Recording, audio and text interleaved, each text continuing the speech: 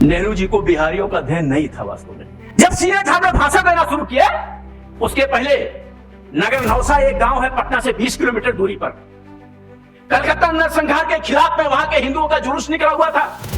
Madras regiment को order देकर जवाहरलाल नेहरू ने 500 हिंदुओं की हत्या कराया वहां पर। उस सभा के अंदर बैठे हुए छात्रों ने जवाहरलाल नेहरू को मारना शुरू किया। बड़ी मार मारा जवाहरलाल नेहरू को, उनके कपड़े फाड़ दिए, टोपी उतार दिए। जयप्रकाश नारायण उनके ऊपर लेट गए तब वो बचे। हमने कहा एक पुस्तक का नाम है, नोट कर लीजिए, आप लोग भी नोट कर सकते हैं, लोकदेव नेहरू, और लिखने वाले हैं जवाहरलाल नेहरू के खास मित्र, उनका नाम है रामधारी सिंह दिनकर। उन्होंने इसको चित्रित किया बाकायदे। कलकत्ता का नरसंहार हुआ 1946 में। वो चाहते थे कलकत्ता में जब मार शुरू होगी, कलकत्ता के हिंदू कलकत्ता खाली कर देंगे और यह कलकत्ता पाकिस्तान में शामिल हो जाएगा। और लगभग 7, 8, 10 हजार हिंदू मारा गया। ट्रेनों को लाशों में भर करके गया, जहानाबाद भेजा गया। लेकिन वहां पर एक गोपाल पाठा नाम का व्यक्ति था। पाठा यानी खसी काटने वाला, पाठा यानी खसी। गोपाल पाठा ने अपने लोगों को इकट्ठा किया। हमें लगता है कोई 400-500 लोग इकट्ठा हुए होंगे। एक हिंदू ज्यादा नहीं मारना है, केवल 10 आदमी मारना है, केवल 10 आदमी। 24 घंटे के अंदर 5000 लोगों को पार कर दिया लोगों ने।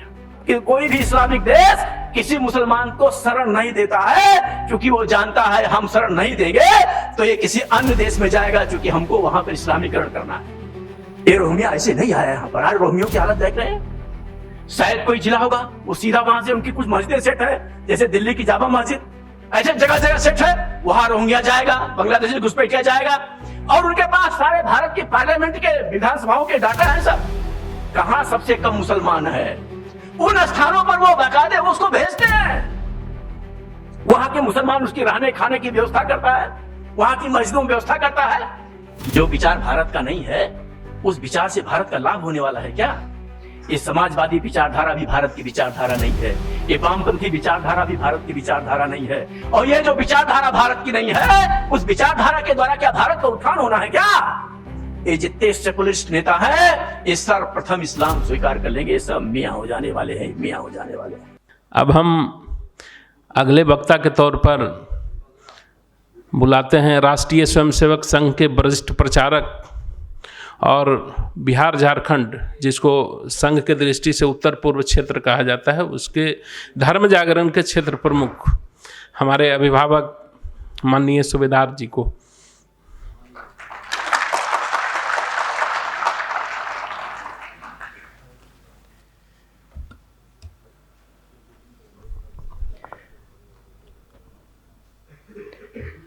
मंच पर विराजमान पूज्य स्वामी जी, गौतम जी, और अभी जो वक्ता हमारे बीच बोलकर गए हैं, ऐसे आर्य समाज के हमारे अधिकारी, सामने बैठे पूज्य स्वामी विज्ञानानंद जी महाराज, जो विश्व हिंदू परिषद में विदेश विभाग का सारा काम देखते हैं, और आप राष्ट्रीय स्वयंसेवक संघ के प्रचारक हैं। हमारे संघ के ही एक कार्यकर्ता, अपने उच्चतम न्यायालय के अधिवक्ता DK द्विवेदी जी, राजीव सिंह जी, मिथिलेश जी, प्रबुद्ध नागरिक बंधुओं,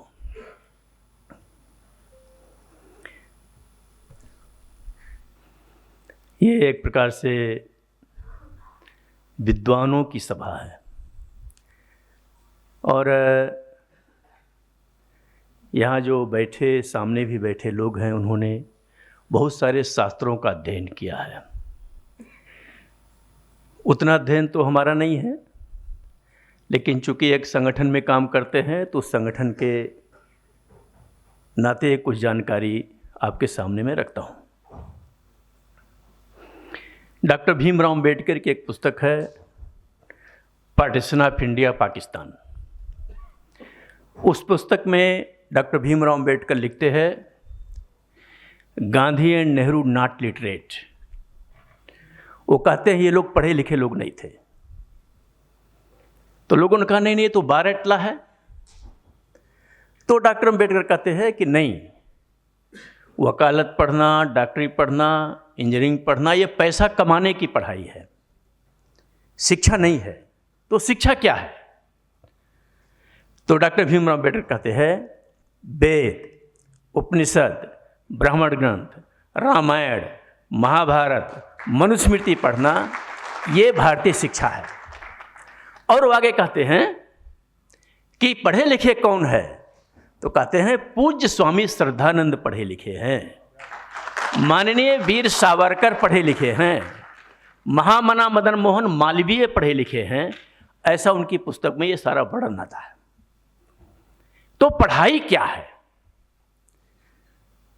कहते हैं कि महाभारत का युद्ध हो रहा था और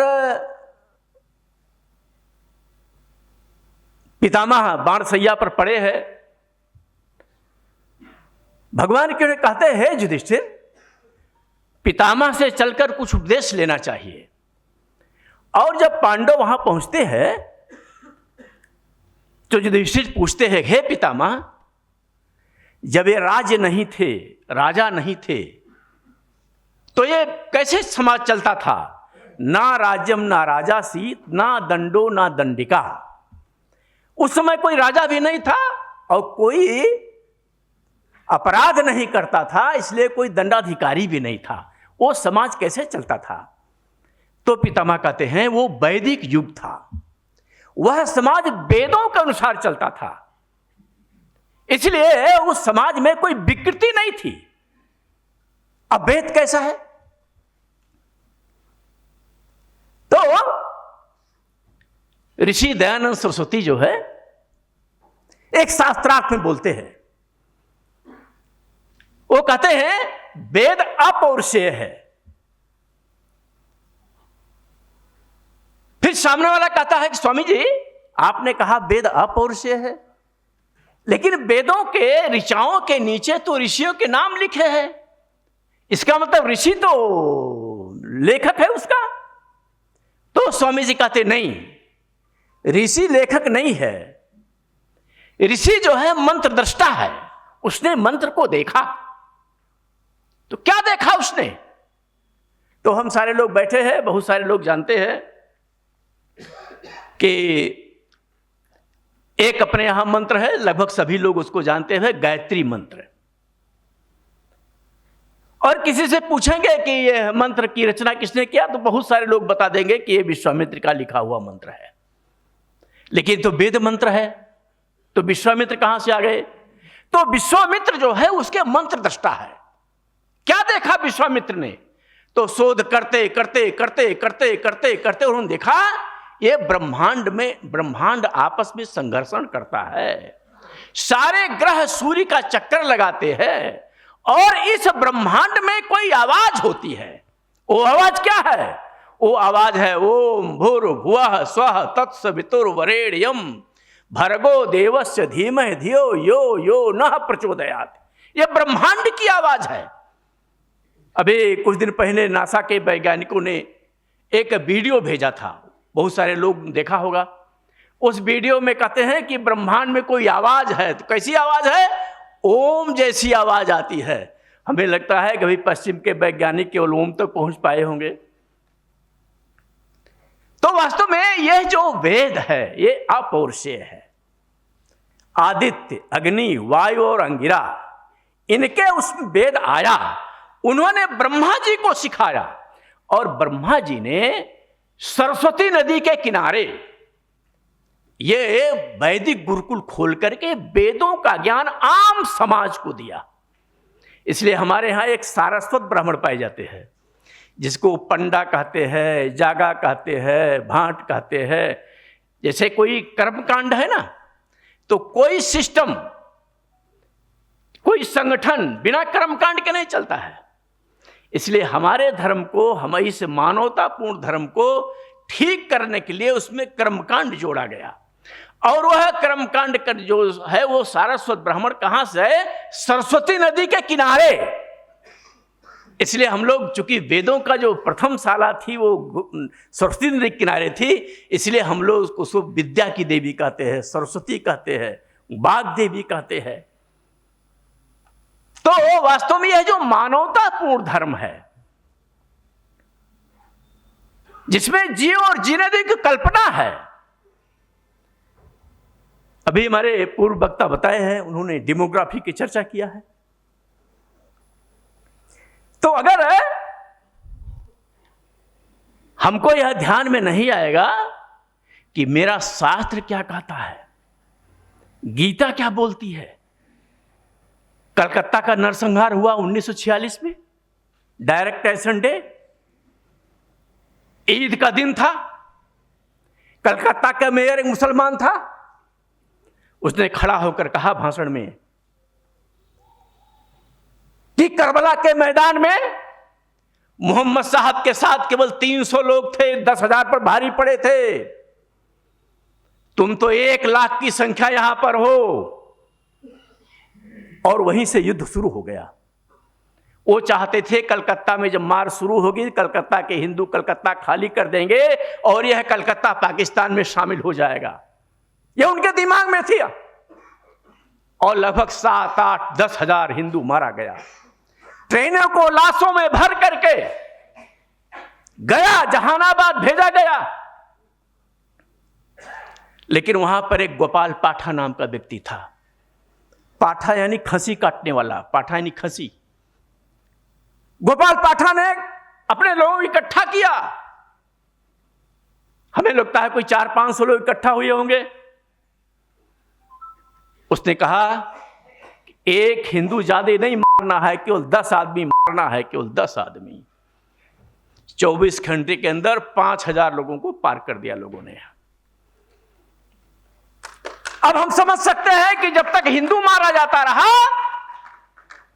तब तक महात्मा गांधी वहां नहीं पहुंचे। और जब मियां मारा जाना शुरू हुआ तो महात्मा गांधी वहां पहुंचे और सोहरावर्दी के साथ पहुंचे। सोहरावर्दी वहां का चीफ मिनिस्टर था। लेकिन ज्यादा लोग कहां के थे जो मारे गए? वो ज्यादा लोग बिहार के लोग थे।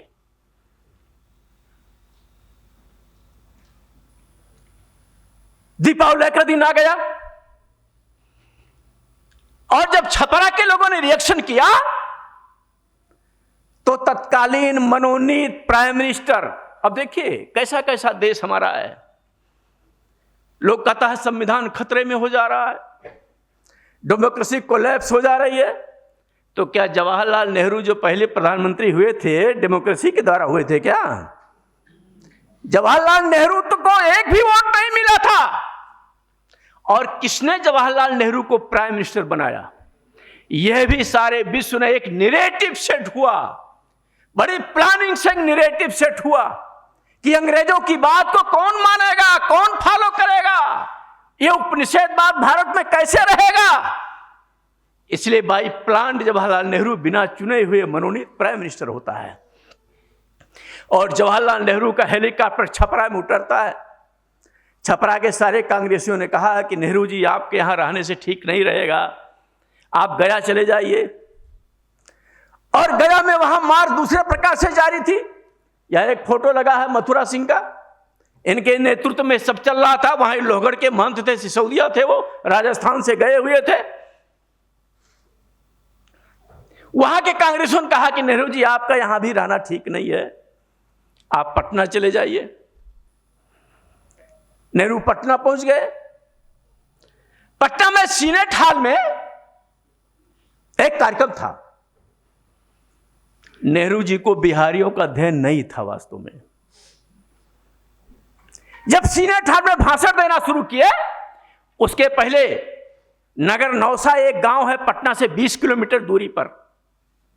कलकत्ता नरसंहार के खिलाफ में वहां के हिंदुओं का जुलूस निकला हुआ था।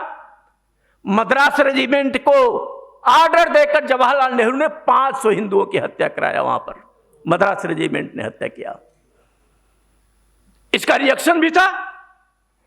उस सभा के अंदर बैठे हुए छात्रों ने जवाहरलाल नेहरू को मारना शुरू किया। बड़ी मार मारा जवाहरलाल नेहरू को। उनके कपड़े फाड़ दिए, टोपी उतार दिए। जयप्रकाश नारायण उनके ऊपर लेट गए, तब वो बचे। तो कल तो पटना के उस कार्यक्रम में मुझसे पूछा कि आप ये बोल रहे हैं जवाहरलाल नेहरू पीएम को मारा, कोई डॉक्यूमेंट है क्या? हमने कहा एक पुस्तक का नाम है, नोट कर लीजिए, आप लोग भी नोट कर सकते हैं, लोकदेव नेहरू, और लिखने वाले हैं जवाहरलाल नेहरू के खास मित्र, उनका नाम है रामधारी सिंह दिनकर। उन्होंने इसको चित्रित किया बाकायदे। तो देश ने यह सारे दंश झेले हुए हैं। हम लोग घर वापसी का काम करते हैं। देश के अंदर लगभग 1 लाख सवा लाख लोगों की वापसी हम लोग अपने माध्यम से करते हैं। अब जब वो घर वापसी होती है तो हमारा समाज तो जातियों का समाज है, वो किस जाति में जाएगा? इसलिए हम लोग जातियों पर भी काम करते हैं। अगर जाति तैयार नहीं हुई, उसके रोटी बेटी का संबंध नहीं हुआ, तो फिर वो वापसी संभव नहीं हो पाती है। तो हम लोगों ने राजपूतों में, भूमिहारों में, संथालों में, दुसाधों में, सभी जातियों के जातीय आधार पर कुछ काम करते हैं। तो बिहार में एक बक्सर करके स्थान है, बक्सर में एक कार्यक्रम था। वो भूमिहार समाज में सकरवार एक गोत्र होता है, तो हमने कहा केवल सकरवारों का कार्यक्रम होगा। उसमें वहां पर 120 गांव है, कैमूर, बक्सर और गाजियाबाद उत्तर प्रदेश का है, गाजीपुर। तो उसमें लगभग 300 लोग आए थे कार्यक्रम में। कुछ ये भी आ गए थे, दाढ़ी वाले भी। तो जो अध्यक्षता कर रहे थे, मैंने उनसे पूछा ये कैसे आए हैं? कहा सर ये सकरवार भूमिहार है, मुसलमान हो गया है और इसका भी भाषण होना है। तुमने कहा देखिए भाई, भाषण कराना है तो हमसे पहले करा लेना, क्योंकि ये भरोसेमंद लोग नहीं है, पता नहीं बाद में क्या बोल जाए ये सब। तो वो एक दिलदार नगर वहां स्थान है गाजीपुर में, वहां प्रोफेसर थे, वो खड़े हुए बोलने के लिए। और उन्होंने कहा पहले हमको एक पुस्तक भेंट किया, इतनी मोटी पुस्तक का नाम है कमसरनामा। वो कमसरनामा उन्होंने कहा कि कामेश्वर सिंह हमारे पूर्वज थे, सकरवार गोत्र है, और पूरे भारत में हमारे गोत्र के लोग, कुल के लोग जहां जहां मुसलमान हुए, कहां कहां हैं, उनका डिटेलिंग है इस पुस्तक में। और फिर भाषण में कहा वी आर रेडी, हम आने के लिए तैयार है, आप लोग अपनी तैयारी करिए। यानी वो आने के लिए तैयार है, तैयारी हमको करना है। और तैयारी हमको क्या करना है? तो अगर वो आता है तो उसके साथ रोटी बेटी का हमारा व्यवहार होना बहुत जरूरी है। देश के सामने कोई विकल्प नहीं। भाई हमारे पूर्व वक्ता ने बताया इस बात को कि इतनी बड़ी संख्या में हम उनकी हत्या नहीं कर सकते, उनको हिंद महासागर में नहीं डाल सकते। बर्मा छोटा देश है, उन्होंने कुछ लाख रोहिंग्यों को निकाल बाहर किया, लेकिन दुर्भाग्य हमारे देश में, हमारा देश धर्मशाला है। वो रोहिंग्या निकाले गए जब तो बड़ी बड़ी जहाजों में बैठकर तेरा मेरा रिश्ता क्या, या इल्लिल्लाह करने पहुंच गए अरब के सीमा पर। अरब की नेवी खड़ी थी, उसने किसी मुसलमान को घुसने उसे मैं नहीं दिया, क्योंकि हम सारे लोग जानते हैं मुस्लिम नीति है। विश्व में कोई भी मुसलमान, कोई भी इस्लामिक देश किसी मुसलमान को शरण नहीं देता है, क्योंकि वो जानता है हम शरण नहीं देंगे तो ये किसी अन्य देश में जाएगा, क्योंकि हमको वहां पर इस्लामीकरण करना है। इसलिए कोई भी इस्लामिक देश किसी मुसलमान को शरण नहीं देता। अरब ने नहीं दिया शरण। 3 दिन को जहाजें वहां खड़ी रही, और फिर लंका की नेवी ने उन्हें पानी पिलाया। और ये 2012-13 की घटना है। देश के अंदर एक मनमोहन सिंह प्रधानमंत्री थे और सुपर पीएम सोनिया गांधी ने उन सारे रोहिंग्यों को लाकर भारत में बसा दिया। ये रोहिंग्या ऐसे नहीं आया यहां पर। आज रोहिंग्यों की हालत देख रहे हैं। शायद कोई जिला होगा, वो सीधा वहां से उनकी कुछ मस्जिदें सेट है, जैसे दिल्ली की जामा मस्जिद, ऐसे जगह जगह सेट है, वहां रोहिंग्या जाएगा, बांग्लादेशी घुसपैठिया जाएगा, और उनके पास सारे भारत के पार्लियामेंट के विधानसभाओं के डाटा हैं सब। कहां सबसे कम मुसलमान है, उन स्थानों पर वो बाकायदे वो उसको भेजते हैं। वहां के मुसलमान उसकी रहने खाने की व्यवस्था करता है, वहां की मस्जिदों में व्यवस्था करता है। कलकत्ता से बहुत बड़ी बड़ी ट्रकें वो मूंगफली लाद करके चलते हैं और मस्जिदों में जगह जगह गिराते आते और ठेले की व्यवस्था रहती। सारे रोहिंग्या ठेले पर सब व्यवसाय युक्त है सारा का सारा लोग, और उनको सूचना रहती है कहां बसना है। नदी के किनारे, सड़क के किनारे, बंजर जमीन, व्यक्तिगत जमीन ना हो, सरकारी जमीन हो, वहां बस जाओ। सब बस रहे हैं।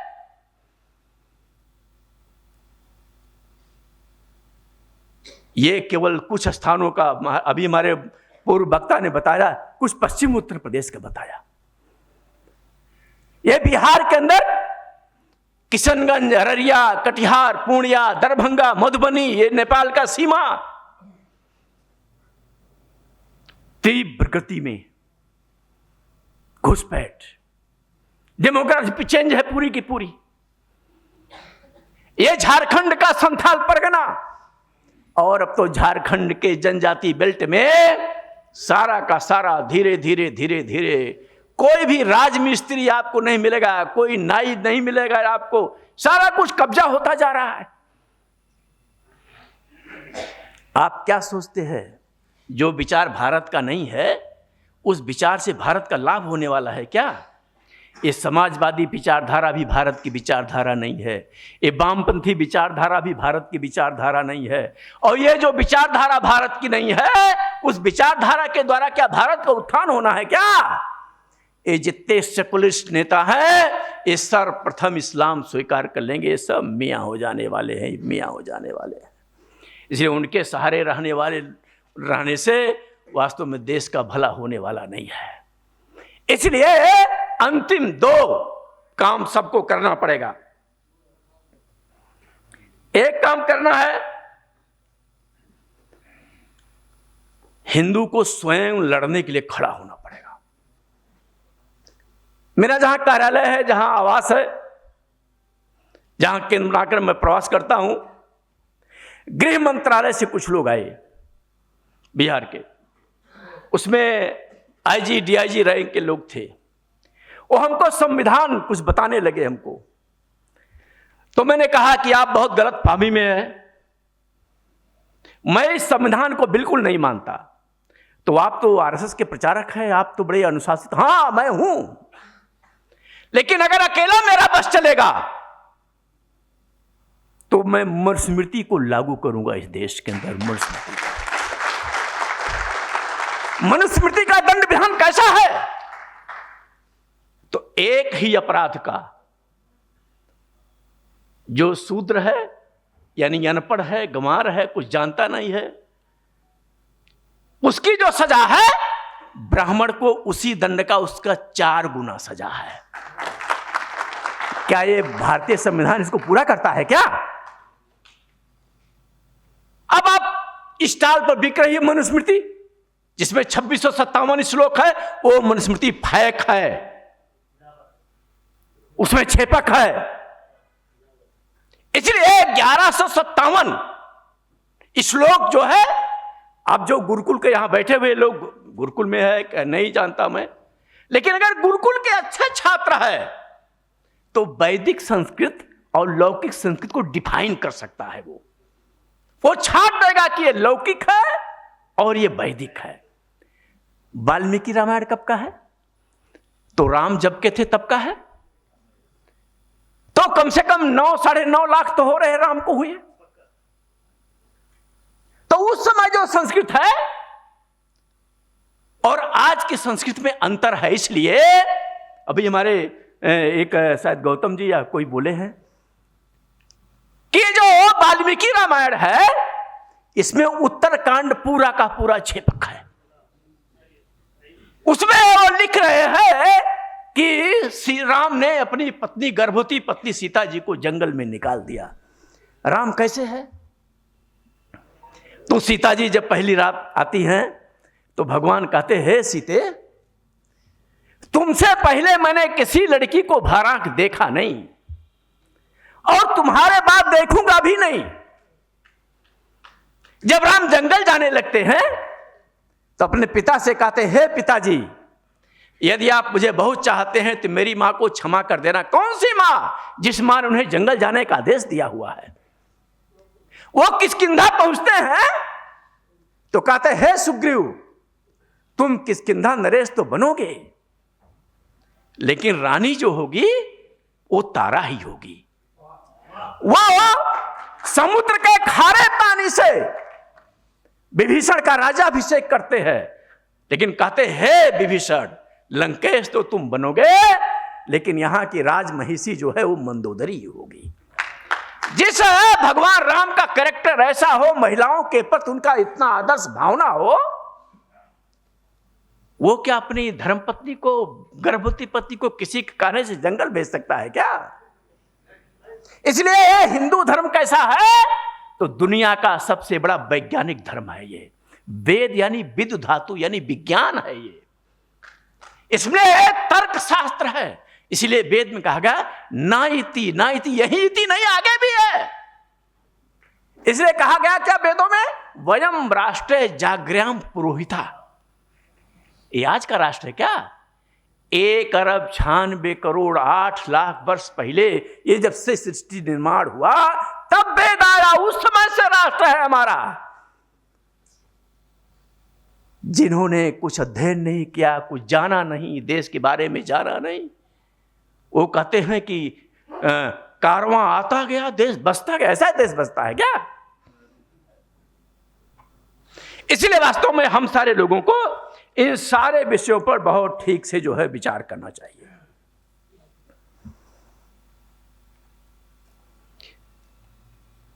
देश में घुसपैठ है, यह समस्या तो है। देश में धर्मांतरण है, यह भी एक समस्या है। देश में लैंड जिहाद, लव जिहाद, यह भी एक समस्या है। लेकिन देश में एक बहुत बड़ी समस्या है, जिस समस्या को डॉक्टर भीमराव अंबेडकर उठाते हैं, जिसको वो कहते हैं कि हमारे देश के नागरिकों को पढ़ा लिखा होना चाहिए। यानी क्या पढ़ना चाहिए? तो गुरुकुल तो लोगों ने बड़ी प्लानिंग से बंद कर दिया। महारानी, ये बैठे लोग हैं, मैं एक घटना कहकर अपनी बात समाप्त करता हूं। तो महारानी विक्टोरिया ने 2 प्रोफेसर भेजा भारत के अंदर सर्वे करने के लिए कि हमारा देश कैसा चल रहा है। वो सर्वे रिपोर्ट 6 महीने बाद जब उन्होंने महारानी को सौंपा तो महारानी विक्टोरिया को सौंपा, उसमें क्या था? उसमें था कि आपका कोई शासन भारत पे नहीं है, आपका डीएम है, आपका एसपी है। शासन किसका शासन है? तो रिपोर्ट में था कि वहां पर साधु है, सन्यासी है, ब्राह्मण है, उसका शासन वहां पर है। वहां का समाज ऐसा नहीं, बच्चा पैदा होता है तो रजिस्ट्रेशन का नहीं जाता, पंडित जी के पास जाता है, बच्चे का जो है राशि का नाम क्या होगा, इसका नाम क्या रखेगा, वो सब करता है और उसी के बाद सारा समाज मानता है। तो उसकी राजधानी कहां है? तो बताया उसकी राजधानी काशी है। इसलिए महारानी विक्टोरिया का जो दौरा हुआ वो काशी दौरा हुआ और उसने एक कॉलेज खोला, उसका नाम था क्वींस कॉलेज। क्वींस कॉलेज अंग्रेजी कॉलेज नहीं था, संस्कृत महाविद्यालय था वो। उसमें उसने विभिन्न प्रकार के छेपक डलवाया कि अगर हिंदू समाज का नेतृत्व करने वाला वर्ग ये पथ भ्रष्ट हो जाएगा तो अपने आप हिंदू समाज पर शासन करना ये आसान हो जाएगा। उसमें जो छेपक आया उसमें ऊंच नीच, छुआछूत, भेदभाव, ये सारा उस पर डाला गया। आज भी संपूर्णानंद में वही पढ़ाया जा रहा है। कैसा दुर्भाग्य हमारा है, आज भी बहुत सारे गुरुकुलों में यही सारे पढ़ाए जा रहे हैं। इसलिए वास्तव में हम सारे लोगों को इस पर भी ध्यान देना है। लोग अगर वैदिकों की तरफ बढ़ेगा, लोग वेदों की तरफ बढ़ेगा, लोग राष्ट्रवाद की तरफ बढ़ेगा तो वास्तव में देश का कल्याण होने वाला है। और युद्ध भी करने को, देखिए वो जो मैं बता रहा था, मेरे पास आए तो मैंने उनसे कहा कि आपके थाने में कितनी पुलिस रहती है? तो उन्होंने कहा 20-22 रहती है। हमने कहा 200 मुसलमान उठा और इन 20-22 को मार डाला तो हम FIR कहां करने जाएंगे? तो कहा सर आप कैसी बात करते हैं, आप तो पढ़े लिखे आदमी। मैं पढ़ा लिखा नहीं हूं, लेकिन मैंने उनको 10 स्थान बता दिए। हमने कहा कोचाधामन गए हैं क्या, बायसी गए हैं क्या, अररिया गए कि? तो वो देख कर हमको चौंकन्ने हो गए।